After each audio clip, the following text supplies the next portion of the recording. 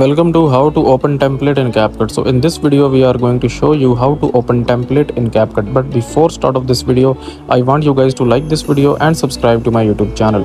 So first of all, you will open up CapCut and then you will go into this templates mode here, and you can see that we have like multiple templates here. So let's suppose that if I wanted to use this template, I will tap on it and then I will tap on use template option, and then here I will select my own video.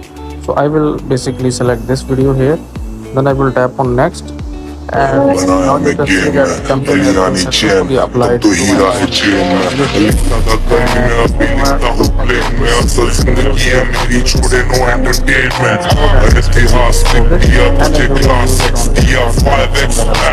so that's it for this video guys. If you find this video useful, kindly like this video and subscribe to my channel, and I will meet you in the next video.